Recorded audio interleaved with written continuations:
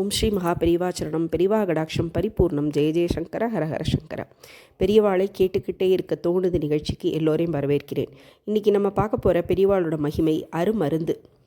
ஸ்ரீ பெரியவாளுங்கிற வைத்தியநாதர்கிட்ட உடல்நிலை சரியில்லை அப்படின்னு முறையிட்டு வர்ற பக்தர்கள் நிறைய. ஸ்ரீமகான்கிட்ட திருச்செவியில் விழ வேணும்னு நினைத்து கஷ்டத்திலேயே அவர்களின் உபாதையோ அல்லது உறவினர்களின் மோசமான நிலையோ பரிபூர்ண குணமடைந்து விடுங்கிறதும் திண்ணம். அப்படி ஒரு பக்தர் தன் உறவினர் ஒருவர் சில நாட்களாக கோமா அப்படிங்கிற தீவிர பாதிப்பிற்குள்ளாகி எல்லா மருத்துவர்களும் கைவிரித்து விட்ட நிலையில் இந்த மாபெரும் தெய்வத்திட்ட சரணடைந்து அழுது நிற்கிறார். தானே ஈஸ்வரர் அப்படின்னு ஒருபோதும் வெளிக்காட்டி கொள்ளாத அவதார ரகசியத்தை காப்பாற்றும் புனிதராய் ஸ்ரீ பெரியவா அந்த பக்தர்கிட்ட தேனம்பாக்கம் கோயிலை நாடுமாறு கட்டளையிடுறார். தேனம்பாக்கம் கோயிலுக்கு போய் விபூதி பிரசாதம் கொடுத்தா வாங்கிட்டு வா அப்படின்னு பெரியவா வழிகாட்டலோட பக்தர் அங்கே போகிறார். கோவிலுக்கு சென்றவருக்கோ ஏமாற்றம். சந்நிதி மூடியிருக்கு. ஸ்ரீபெரியவா சொன்னது போல் விபூதி பிரசாதம் கொடுக்க குருக்கள் யாரும் அங்கே இல்லை. சற்றே மனத்தளர்வோட பக்தர் திரும்ப வந்து பெரியவாள்கிட்ட நிற்கிறா. சரி, பிரகாரத்தில் யாராவது விபூதி குங்கும பிரசாதத்தை போட்டுட்டு போயிருந்தா எடுத்துட்டு வா அப்படின்னு மறுபடியும் உத்தரவு கொடுக்குறார். சோதனையாக எப்போதும் எல்லா கோயில்லையும் சுற்றிலும் தூண்லையும் விளக்கேற்றும் மாடங்கள்லையும் சிந்தி இருக்கும் பிரசாதம் இந்த பக்தர் தேடிய போது மட்டும் சுத்தமாக கிடைக்கவே இல்லை. உடனே இது விந்தை என்றால் இந்த விந்தையை உண்டாக்கிவிட்டு எங்கோ உட்கார்ந்துருக்கும் நம்ம ஈஸ்வரரான பெரியவா இதனால் காட்டப்போகும் விந்தை பெரியதாகத்தானே இருக்கும். திரும்பவும் பக்தரின் முறையீட்டிற்கு ஸ்ரீ பெரியவாளின் திருவருள் இப்படி வெளிப்பட்டது. சரி போகட்டும், அந்த கோவில் பிரகாரத்தில் இருக்கிற மண்ணை கொஞ்சம் எடுத்துட்டு வா அப்படின்னு புதுசாக ஒரு உத்தரவு போடுறார். அப்படியே போய் கொண்டு வந்து கோவிலின் மண்ணை ஸ்ரீ பெரியவா முன்னாடி வைக்கப்பட்டது.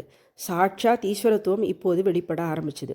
ஸ்ரீ பெரியவா தன் திருக்கரங்களால் அந்த கோவில் மண்ணை ஸ்பரிசித்து மெல்ல குழைப்பது போல, அதற்கு மேன்மையூட்டுவது போல புனித விரல்களால் 2-3 சுற்றாக தேய்க்கிறார். இப்படி அந்த மண்ணை திருமண்ணாக்கிய தெய்வம் அதை நகர்த்தி அருளி அங்கே நின்று கொண்டிருந்த ஸ்ரீபாலுட்ட நீ இதை எடுத்துகிட்டு போய் அவர்கிட்ட சேர்த்துடு அப்படின்னு திருவாய் மொழிகிறார். ஸ்ரீபாலுவும் மகானின் உத்தரவை ஏற்று நோயாளி படுத்திருந்த மருத்துவமனைக்கு போகிறார். போகும்போது ஸ்ரீ பாலுவுக்கு பலவிதமான கவலை. கோமாவில் படுத்திருக்கும் பக்தரை அவ்வளோ சீக்கிரம் பார்க்க முடியுமா? அவரோ தீவிர சிகிச்சை பிரிவில் இருக்கார், பாதுகாப்போடு இருப்பார். கண்ட நேரத்தில் பார்க்கவோ இப்படி கொண்டு போகும் மண்ணை அவருக்கு இட்டுவிட சம்மதிப்பாளோ கட்டாயமாக மறுக்கக்கூடியதாக தான் இருக்கும். பின்ன எப்படி சேர்க்கலாம்? இப்படிலாம் ஒரே குழப்பத்தோட பாலு அங்கே போகிறார். ஆனால் அந்த பெரிய மருத்துவமனையில் அவர் நுழைந்ததும் எந்த தடையும் இல்லாமல் அனுமதி கிடைத்தது. கோமாவில் படுத்திருந்தவரை அந்த பிரத்யேக அறையில் இவர் போய் பார்த்தபோது அங்கே அந்த அதிசயம் நேர்ந்தது.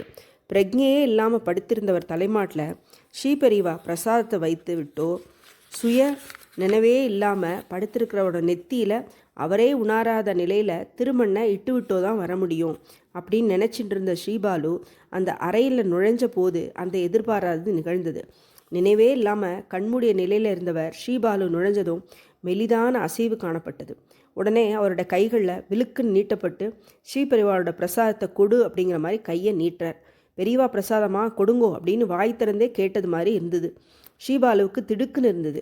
கோமாவில் இருப்பவர் திடுதுப்புன்னு கை நீட்டிய அதிசயத்தை உடனே நம்ப முடியாதவரா?